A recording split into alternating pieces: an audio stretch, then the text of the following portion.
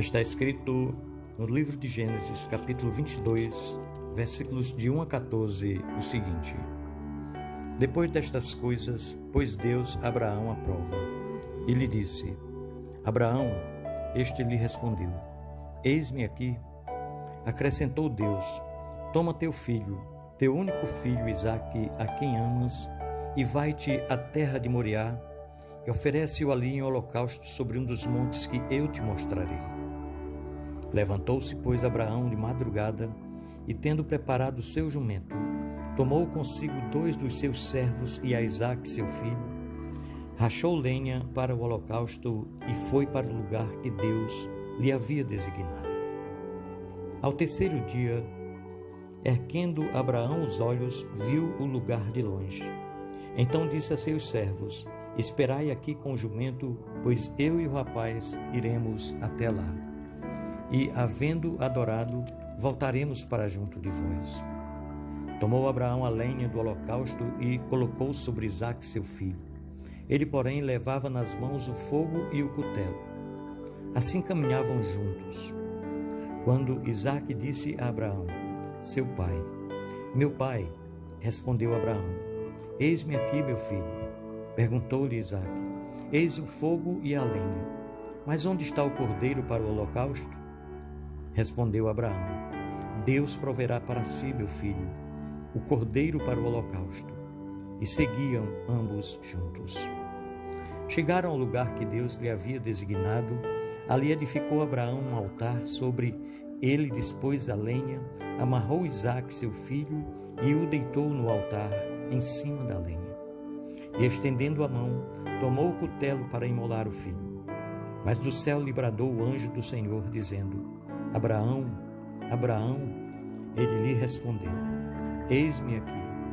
Então lhe disse: Não estendas a mão sobre o rapaz, e nada lhe faças, pois agora sei que temes a Deus, porquanto não me negaste o filho, o teu único filho. Tendo Abraão erguido os olhos, viu atrás de si um carneiro preso pelos chifres entre os arbustos.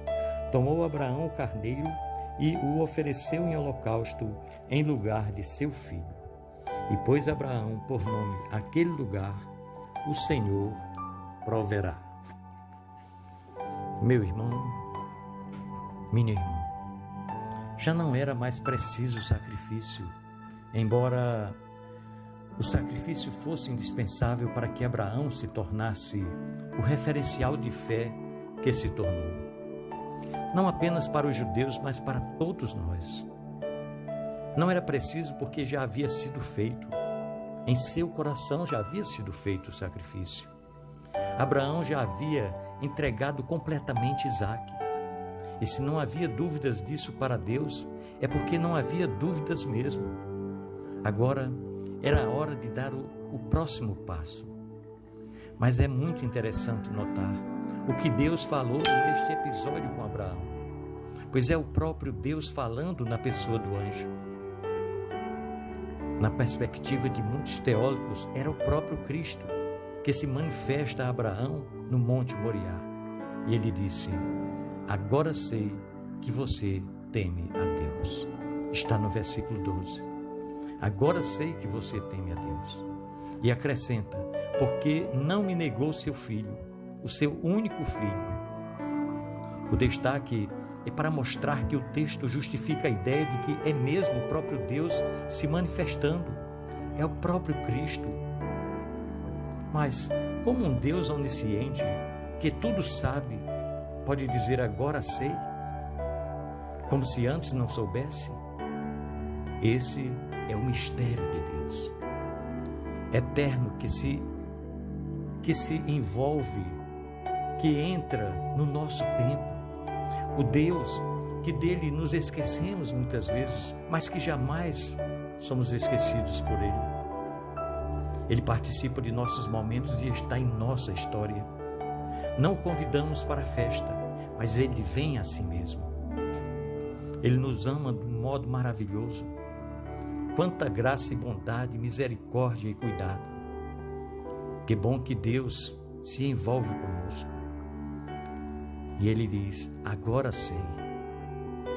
Porque o que está em realce ali não é quem Deus é ou o que ele sabe ou pode, mas quem é Abraão, o que ele sabe e o que ele pode. A obediência de Abraão o redefine para a vida. E não acontecemos até que façamos, irmãos. Abraão passou a ser depois que obedeceu. Deus disse, agora sei. Isso significa, Abraão, agora você é. Meu querido irmão, minha querida irmã, a nossa espiritualidade não sobrevive e nem se fortalece apenas pelas intenções, não, ou pelos bons planos ou desejos. Ela pode até momentaneamente ser inspirada. Nós planejamos ser melhores, planejamos orar mais, servir mais, buscar mais a Deus através de sua santa palavra, e por algum tempo nos sentimos bem com isso. Mas se não agirmos, nada muda, nada mesmo. Nós precisamos ir além das intenções e planos. Nós precisamos transformar em atos, em ações, em história, o que nos sentimos inspirados ao planejar. Deus já sabia, mas Abraão precisava saber, e só saberia se agisse. E ao agir, ele veio a ser o Abraão que nos inspira ainda hoje. A sua vida tornou-se uma mensagem viva.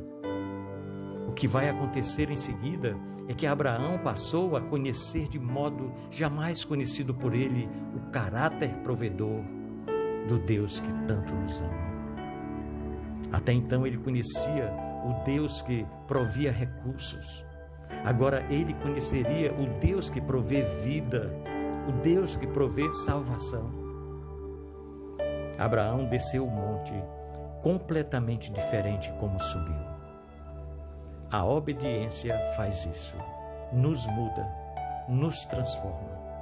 Portanto, o desafio para nós hoje é: obedeçamos a Deus, pois só assim mudaremos a trajetória de nossa vida para um destino real, para um destino certo.